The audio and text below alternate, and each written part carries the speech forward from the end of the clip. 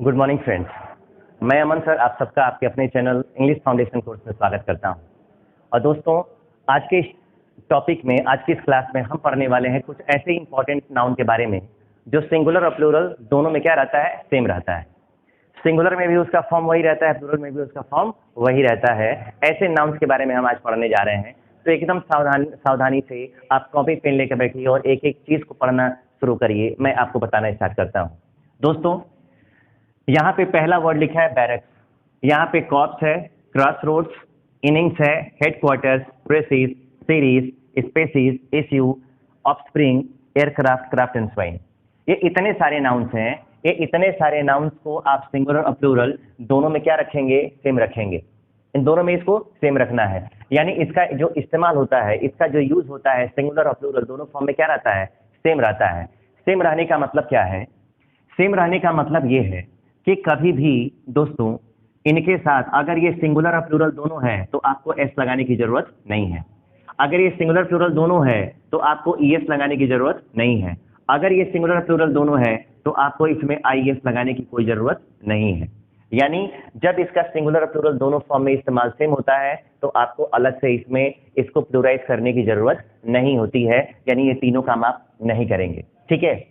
अब बहुत सारे बच्चों के मन में ये डाउट हमेशा रहता है कि सर ये प्लूरल कैसे होता है, ये सिंगुलर कैसे होता है, हम कैसे जाने? तो जानने के लिए बेटा एकदम सिंपल सा फंडा है कि किसी चीज को जानना है तो सबसे पहले उससे एक मुलाकात करनी पड़ेगी, उसको जानना पड़ेगा, उसको देखना पड़ेगा कि वो कैसा है, कौन था जो सिंगुलर प्लूरल फॉर्म में सेम हुआ। तो ये प्रैक्टिस की चीजें हैं। आप एक बार कम से कम देखो, तो अगर एक बार इसको पढ़ लोगे तो आपको सारी चीजें एक के बाद एक क्लियर हो जाएंगी। हाँ, ये सिंगुलर होता है या फिर प्लूरल होता है। ठीक है। अब जरा आप लोग समझ गए हो तो मैं जरा इस पे क्वेश्चन देने की कोशिश करूंगा। ठीक है। क्वेश्चन में देता हूं, कैसे इसको क्वेश्चन करेंगे आप सभी। तो यहाँ पे क्वेश्चन की शुरुआत की जाती है। अगर यहाँ पे लिख दिया जाए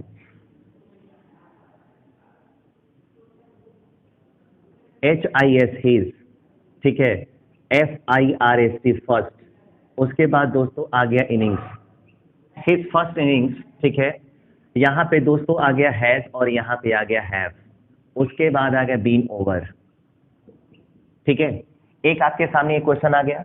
क्वेश्चन कैसे करोगे ना, तो पहले इसको पढ़ लो, इसको पढ़ लो, उसके बाद मैं सारा चीज लिख के उसके बाद आपको एक एक चीजें करके समझाता हूँ। ठीक है। दूसरा क्वेश्चन आ गया HIS, वही है FOUR 4 INNING 4 इनिंग्स। ठीक है। उसके बाद आ गया हैज और यहाँ पे आ गया HAV हैव, उसके बाद आ गया वीन। ठीक है। उसके बाद आ गया कंप्लीटेड। दोस्तों, क्वेश्चन तो बड़े आराम से आता है, बस आप उसको हैंडल कैसे करते हो, आप किस पॉइंट ऑफ व्यू को देख के उसको लेते हो, वो समझना बड़ी चीज होती है। अब मैं आपको एक चीज बताऊं, अगर यहाँ पे आ गया, यहाँ पे फर्स्ट है, इसकी पहली इनिंग है, यानी यहाँ पे इनिंग्स क्या है, एक है ना, और यहाँ पे 4 है, तो कोई भी अगर नंबर आता है तो उसके बाद आने वाला नाउन प्लूरल हो जाता है। क्या हो जाता है? प्लूरल होता है। अगर प्लूरल होता है, यहाँ पे 4 है और यहाँ पे 1 है, इसका मतलब है कि यहाँ पे ये सिंगुलर फॉर्म में होगा तो हैज करेक्ट है, हैव नहीं। और यहाँ पे कितनी इनिंग्स खेला है? 4 इनिंग्स ना। तो इसका याद रखो कि इसका सिंगुलर और प्लूरल दोनों में रूप क्या रहता है, सेम रहता है। तो यहाँ पे सेम है, यहाँ पे इनिंग और यहाँ पे इनिंग्स दोनों सेम है ना। बट यहाँ पे नंबर की वजह से यहाँ पे हैव हो गया, और यहाँ पे फर्स्ट पहला था, यहाँ पे क्या हो गया, हैज हो गया। तो ये खुद सिंगुलर है, खुद प्लूरल है, आपको अलग से इसमें एस और ईएस लगाने की जरूरत नहीं है। यही फंडा है इस टॉपिक का कि ये दिखने में लगे सिंगुलर भले ही, लेकिन यूज सिंगुलर में भी होता है और प्लूरल में भी होता है। ठीक है। कैसे? आप 2-4 क्वेश्चन और करिए। अगर 2-4 क्वेश्चन और करोगे तो सारी चीजें समझ में आने लगेंगी। ठीक है। अगर यहाँ पे लिख दिया जाए, ठीक है, क्वेश्चन है यहाँ पे माई, उसके बाद आ गया FIRST फर्स्ट, उसके बाद सीरीज, उसके बाद आ गया हैज और यहाँ पे दोस्तों आ गया हैव, A और B, उसके बाद आ गया बीन कंप्लीटेड, बीन कंप्लीटेड। ये पहला क्वेश्चन है। और अगर यहाँ पे एक और क्वेश्चन ले लिया जाए, ठीक है, FOUR 4, यहाँ पे आ गया सीरीज। ठीक है। और यहाँ पे एक ऑप्शन भी मैं दे देता हूँ, सीरीजेस, A और B का ऑप्शन है। ठीक है। यहाँ पे ऑप्शन दोस्तों हैज का भी है, यहाँ पे ऑप्शन हैव का भी है, एकदम आसान तरीका है। उसके बाद आ गया बीन, उसके बाद आ गया कंप्लीटेड। ठीक है, अब आपके सामने ये सारा क्वेश्चन मैंने दे दिया। अगर इन दोनों क्वेश्चन को आप इजीली अगर हैंडल करना चाहते हैं, समझना चाहते हैं, तो आप देखो कि कहीं यहाँ पे लिखा है, मैंने यहाँ पे पहला क्वेश्चन पढ़ाया आपको, तो मैंने यहाँ पे इनिंग्स के बारे में बात की। किसके बारे में बात की? इनिंग्स के बारे में बात की। अगर इनिंग्स हो गया दोस्तों, तो मैंने कहा कि ये सिंगुलर प्लूरल दोनों होता है। यहाँ पे फर्स्ट, तो फर्स्ट का मतलब एक ही होता है ना। यहाँ पे इसकी पहली इनिंग थी, इस वजह से यहाँ पे हैज सिंगुलर फॉर्म में आ गया। हैज आ गया, इसका मतलब कि इनिंग ने किसके रूप में काम किया? तो सिंगुलर के रूप में काम किया। लेकिन यहाँ पे फोर था, तो यहाँ पे इनिंग्स ने कैसा व्यवहार किया? तो यहाँ पे ये प्लूरल फॉर्म में आया, तो क्या लगा दिया हमने? है। ठीक उसी तरीके से अगर यहाँ पे फर्स्ट है, तो यहाँ पे पहला हो गया, पहला आ जाएगा तो सीरीज है। यहाँ पे आप लोग देख सकते हो दोस्तों, सीरीज है, तो सीरीज सिंगुलर और प्लूरल दोनों होगा ना। अगर दोनों होगा तो यहाँ पे फर्स्ट है, इसका मतलब सीरीज के साथ हैज का इस्तेमाल करेंगे हम। हैज का इस्तेमाल क्या है? गलत है। लेकिन अगर यही सीरीज है, आपको यहाँ पे मैंने दे दिया सीरीज और सीरीजेस। आपसे अगर पूछा जाए कि अगर यहाँ पे फोर है, तो जिस प्रकार फोर था तो इनिंग्स ही रहा, और अगर एक है तो इनिंग्स ही रहा। इसके रूप में कोई परिवर्तन नहीं ना आया, क्योंकि ये सिंगुलर प्लूरल तो खुद है अपने आप में। इसके फॉर्म्स में आपको कोई भी चेंजेस करने की जरूरत नहीं है। अगर यहाँ पे एस जोड़ नहीं सकते, ई एस जोड़ नहीं सकते, यहाँ पे आई एस जोड़ नहीं सकते, तो क्या यहाँ पे ई एस सीरीज का कभी सीरीज करोगे? नहीं करोगे ना। इसका मतलब है कि यहाँ पे बी वाला गलत है और यहाँ पे ए वाला क्या है? सही है। फोर है, अगर नंबर आ गया तो उसके बाद आने वाले नाउन हमेशा किस फॉर्म में रहते हैं दोस्तों? प्लूरल। तो यहाँ पे कौन सा फॉर्म हो गया? ये आपका फॉर्म हो गया प्लूरल। और अगर ये प्लूरल हो गया, तो आपको हेल्पिंग वर्ब के रूप में सी और डी में से कोई एक एडॉप्ट करना है, कोई एक को सिलेक्ट करना है। अगर ये प्लूरल हो गया तो उसके साथ सी नहीं बल्कि क्या लगाओगे? डी, यानी हैव का आंसर क्या है? करेक्ट है। यहाँ पे आप देख सकते हो कि कुछ ऐसे नाउन्स आ रहे हैं जो सिंगुलर और प्लूरल दोनों फॉर्म्स में एक ही तरीके से इस्तेमाल हो रहे हैं। इसका रूप नहीं बदल रहा है, इसके फॉर्म में कोई भी चेंजेस नहीं आ रहा है, बट हेल्पिंग वर्ब और उसका यूज सिंगुलर और प्लूरल फॉर्म में क्या होता जा रहा है? चेंज होता जा रहा है। ठीक है, समझ में आ रहा है यार? तो प्लीज आप लोग कॉपी पेन लेके बैठिए, उसको लिखिए। ठीक है, क्योंकि समय कम है, काम आपको ज्यादा करना है। ठीक है, अगर आपको अच्छी अच्छी चीजें सीखनी है, ठीक है, कंपटीशन के लेवल को मेंटेन करना है, तो मैं आपको बता दूं, आपको हर एक चीज को कायदे से समझने की जरूरत है। ठीक है, सारा मैं क्वेश्चन एक एक करके करा रहा हूं। ठीक है, आप समझ गए होंगे कॉन्सेप्ट को। अब क्वेश्चन को अगर समझ गए तो मैं क्वेश्चन और भी लेता हूं। ठीक है, क्वेश्चन जब तक पूरा नहीं किया जाएगा तब तक नहीं होगा। देखो, अगर ये पहला 4 क्वेश्चन आपने कर लिया, मैं और यहाँ पे 4 क्वेश्चन लेने जा रहा हूँ। ठीक है, अगर यहाँ पे लिख दिया जाए हिज, CORPS, कॉप्स, ठीक है, हैज और यहाँ पे आ गया है, ए और बी हो गया। ठीक है, RUINED, RUINED। आप बस देखते जाओ, मैं यहाँ पे इसको अंडरलाइन कर देता हूँ और यहाँ पे मैं आपको देखता हूँ। ठीक है, कि ए और बी में से कौन सा ऑप्शन आप सही करते हो। कुछ आइडिया तो मिल ही गया होगा, और अगर आइडिया मिल गया होगा तो जरा अब इस दूसरे क्वेश्चन की बात करते हैं। ठीक है, अगर यहाँ पे लिख दिया जाए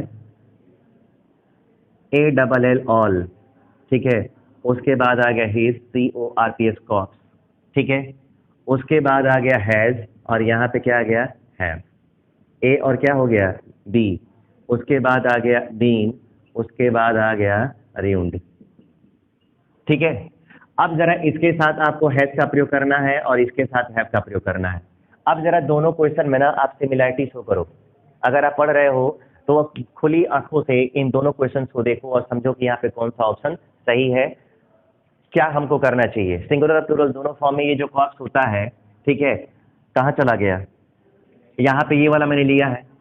अगर ये बताओ यहाँ पे कॉप्स है तो हैज और हैव दोनों यूज कर सकते हो। ये करोगे तो सिंगुलर, ये करोगे तो प्लूरल। लेकिन अगर यहाँ पे कॉप्स है तो ये भी सिंगुलर हो सकता है, ये भी प्लूरल हो सकता है। लेकिन यहाँ पे ऑल है तो ऑल क्या होता है? प्लूरल होता है ना। तो इस प्लूरल की वजह से ये क्या हो जाएगा? ये हो जाएगा आपका प्लूरल। और यहाँ पे ऐसा कुछ नहीं है, इसका मतलब ये क्या हो जाएगा आपका? ये आपका हो जाएगा सिंगुलर। तो सिंगुलर के साथ हैज लगाओगे और यहाँ पे प्लूरल के साथ क्या लगाओगे? प्लूरल के साथ हैव लगाओगे। बस यही तो करना है। इंग्लिश बड़ा आसान है। बस आराम से देखते रहो, क्वेश्चन को सॉल्व करते रहो। ये नाउन एंड नंबर पढ़ रहे हो आप, ठीक है, नाउन एंड नंबर पढ़ रहे हो, बड़े बड़े बढ़िया क्वेश्चन आते हैं इससे।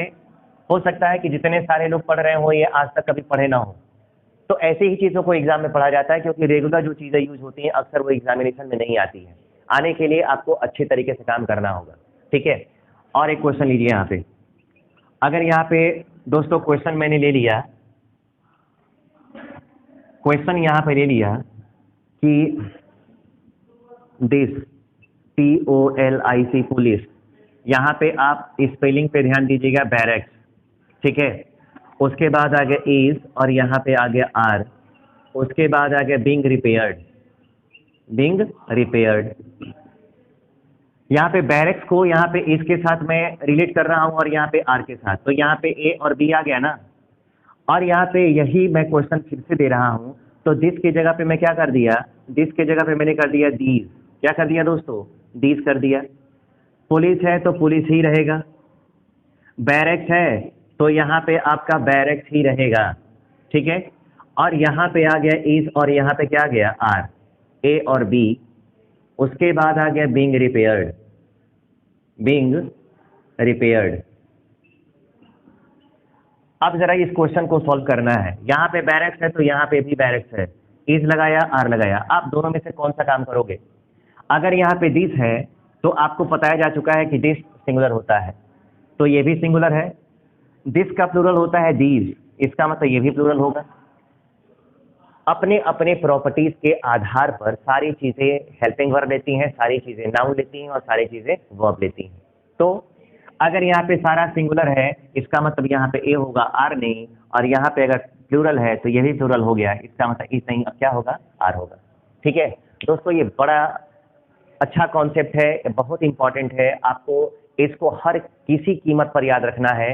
क्योंकि अगर आप एग्जामिनेशन में केवल अपीयर होना चाहते हो तब तो कोई बात नहीं, लेकिन अपीयर होकर स्कोर करना चाहते हो, पास करना चाहते हो, तो उसके लिए ये सारी चीज़ों का सीखना बेहद जरूरी है। दोस्तों ऐसे ही टॉपिक्स लेके मैं रेगुलर आ रहा हूँ, ठीक है, आप उसको करिए, पढ़िए, ठीक है। और अगर वीडियो अच्छा है, आपको समझ में आ रहा है, तो वीडियो को लाइक करना, शेयर अपने फ्रेंड्स के भी जरूर करें। और अगर अच्छा लगा हो तो वीडियो को सब्सक्राइब भी जरूर करें। इस चैनल को विजिट करने के लिए, ठीक है, टेलीग्राम को भी ज्वाइन करिए, इसमें मैंने आपको उसका लिंक सब्सक्रिप्शन में दे दिया है। और रेगुलर कल मैं एक अच्छा टॉपिक लेके फिर आऊँगा, ठीक है, तब तक के लिए आप सबको थैंक यू।